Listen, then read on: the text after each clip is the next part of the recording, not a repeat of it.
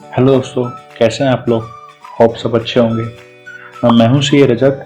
आज हम डिस्कस करेंगे कुछ क्लैरिफिकेशन इनकम टैक्स डिपार्टमेंट ने निकाली है रिगार्डिंग सेक्शन 115 BAC के।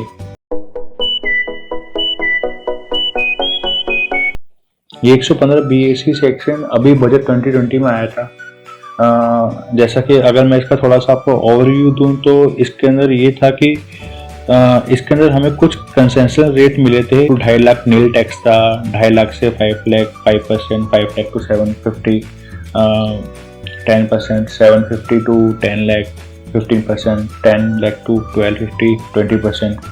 और जो कि पहले क्या था, अप टू 2.5 लाख नील था, उसके बाद 5% था, फिर 20% था, 5 लाख टू 10 लाख 20% था, और 10 लाख के अबव जाते ही 30% होता था।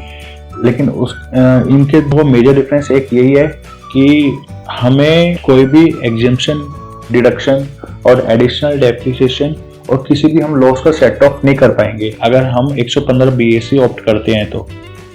और एक बात और ध्यान रखना कि अगर हमने ये ऑप्ट करना है तो हमें अपनी रिटर्न सेक्शन 139 सबसेक्शन 1 में ही फाइल करनी होगी। मतलब ये कि हमें ऑन ड्यू डेट और बिफोर ड्यू डेट हमें ये फाइल करनी ही होगी अगर हमें एक कंसेशनल रेट का फायदा लेना है तो। टीडीएस पॉइंट ऑफ व्यू से देखें तो इसके अंदर एक एम्प्लॉयर को ये पता नहीं चलेगा कि उसका एम्प्लॉय ये स्कीम ऑप्ट करेगा या नहीं करेगा। हो सकता है वो ऑप्ट करे, हो सकता है वो ऑप्ट ना करे।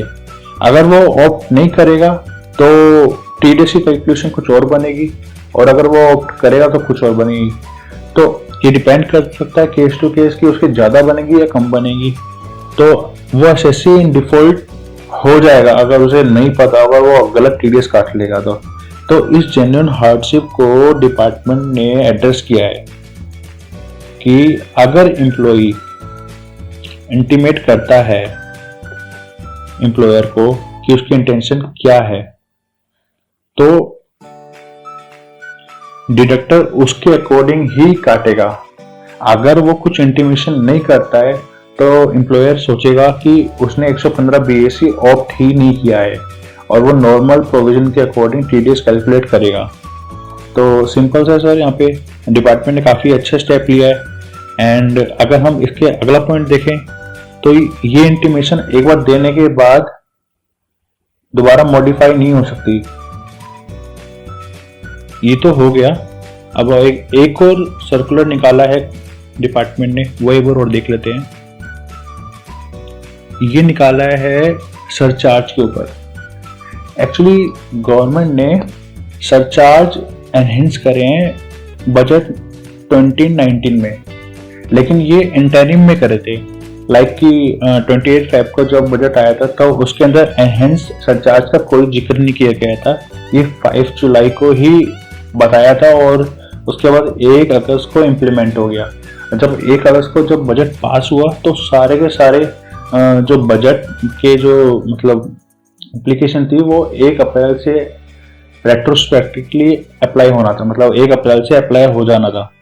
तो अगर हम इसमें अगर देखें तो हमारा जो रेट है वो इंक्रीज होकर के 15% से 25 हो गया अगर उसकी इनकम 2 करोड़ से 5 करोड़ है, और 5 करोड़ से अबव है तो 37% हो गया।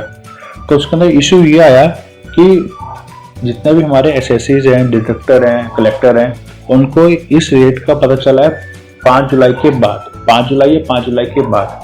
अब उससे पहले अगर किसी एसएससी या डिडक्टर ने कोई फाइनल सेटलमेंट कर दी तो अगर हम देखें ट्रांजेक्शन कंप्लीट हो चुकी है, वो एनहेंस रेट अनाउंस होने से पहले ही वो ट्रांजेक्शन कंप्लीट हो चुकी है, तो ऑब्वियस ही बात है कि टीडीएस हमने कम डिडक्ट किया और कम डिपॉजिट किया। तो अब आगे इस चीज को डिपार्टमेंट ने एड्रेस किया है, जो कि हम देखते हैं कि 4 केसेस बना दिए गए हैं। फर्स्ट ऑफ ऑल कि मतलब एसएससी इन डिफॉल्ट नहीं माना जाएगा अगर वो ट्रांजेक्शन 5 जुलाई से पहले कंप्लीट हो चुकी है और कोई भी सब्सिक्वेंट ट्रांजेक्शन उस ईयर में नहीं हुई है। सेकंड क्या है कि जो टीडीएस और टीसीएस कलेक्ट किया है, डिडक्ट किया है, वो एज पर मतलब जो नए रेट आने से पहले जो पुराने रेट चल रहे थे उन्हीं रेट्स के अकॉर्डिंग कैलकुलेट किया गया है और डिडक्ट किया गया और डिपॉजिट कर दिया गया है। और जो भी टीडीएस काटा गया था, थर्ड पॉइंट में जैसे लिखा है टीडीएस जो भी काटा गया था, कलेक्ट किया गया था टीसीएस, तो वो हमने ऑन और बिफोर ड्यू डेट पे जमा करा दिया गया है। और हमने जो टीडीएस और टीसीएस की स्टेटमेंट जो फर्निश करनी होती है डिपार्टमेंट को, वो भी हमने टाइमली फाइल कर दी है। अगर ये सब चीज़ें हम फुलफिल करते हैं तो हमें एसएससी इन डिफॉल्ट नहीं माना जाएगा। और अगर कोई डिडक्टर या कलेक्टर टीडीएस जिसने कम जमा किया था या कम काटा था, वो 5 जुलाई के बाद उस शॉर्टफॉल को जो शॉर्टफॉल हुआ था टैक्स के अंदर, वो डिडक्ट करता है, कलेक्ट करता है, तो उस पर जो इंटरेस्ट लगता है डेलेगा वो भी लेवी नहीं होगा। तो ये हमारे इस सर्कुलर में था, ये काफ़ी अच्छा स्टेप था। जो जनरल हार्डशिप थी उसको एडजस्ट किया गया है डिपार्टमेंट ने। एंड अब हम एक चीज़ और देखते हैं। एक अभी ऑर्डर 119 आया गया है, जिसके अंदर क्या है, जो एसएससी होते हैं वो लोअर डिडक्शन या नील डिडक्शन के लिए डिपार्टमेंट के पास अप्लाई करते हैं कि हमारा टीडीएस नहीं कटना चाहिए।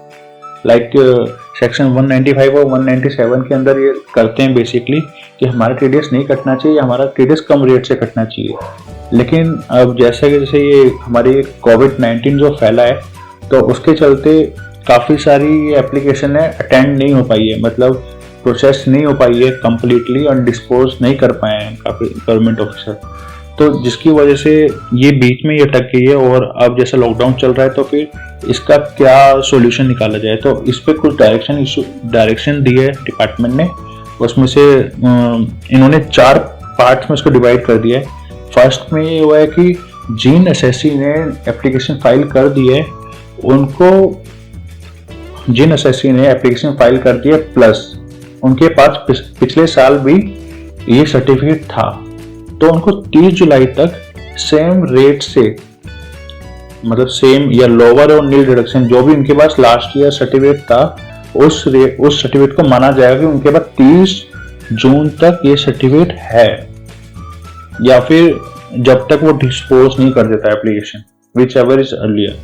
सेकेंड में, अगर किसी एसएससी ने अप्लाई नहीं किया बट उसके पास प्रीवियस ईयर में ये था सर्टिफिकेट की तुम्हारा लोअर डिडक्शन नील डिडक्शन का सर्टिफिकेट ऑलरेडी था, तो उसके लिए भी ये कहा गया है कि 30 जून तक उसके पास ये वही रेट्स लगेंगे जो उसके पास ऑलरेडी थे। और लेकिन जैसे ही मतलब नॉर्मलसी होती है, या फिर 30/6/2020 के पहले, विच एवर इज अर्लियर, सारी जो भी कंप्लायंस है वो फुलफिल करने पड़ेंगे। एक चीज़ और नेक्स्ट में क्या है कि कोई एसएससी जिसने अप्लाई भी नहीं किया और उसके पास पिछले साल भी कोई सर्टिफिकेट नहीं था, तो उसे एक प्रोसीजर फॉलो करना पड़ेगा और तभी उसको नील रेट या लोअर डिडक्शन का फायदा वो उठा पाएगा। एंड फोर्थ वन ये है कि अगर किसी को हम पेमेंट करें जो नॉन रेजिडेंट है, इंक्लूडिंग फॉरेन कंपनी, और जिसका पीई भी इंडिया में है, और जो पॉइंट ए और बी में कवर नहीं हो रहे। ए और बी में कौन से कवर नहीं हो रहे? जिनके पास सर्टिफिकेट पिछले साल था और इस साल अप्लाई कर दिया या नहीं किया, तो उस केसेस में मतलब दोनों के मतलब ये केस सी में फॉल कर रहे हैं कि उनके पास ना पिछले साल सर्टिफिकेट था और ना ही इस साल उन्होंने अप्लाई किया है, तो उनको 10% टीडीएस काटना होगा प्लस सरचार्ज कोई सी पेमेंट पे टिल 30 जून 2020 तक। एंड एक चीज और आई है अभी जैसा कि पीएफ की कल ही एक अमेंडमेंट आई है जिसके अंदर उन्होंने रिलीफ किया हमें कि 30 मतलब अभी जो मार्च मंथ का जो हमारे ये पेमेंट करनी होती है 15 अप्रैल तक, तो उसको 30 डेज एक्सटेंशन दे दी गई है और अब हमें 15 मई तक पे करना है जैसे ये। Okay, thank you for listening me and if any query please comment below and we will resolve all the issue. Thank you so much. Thank you.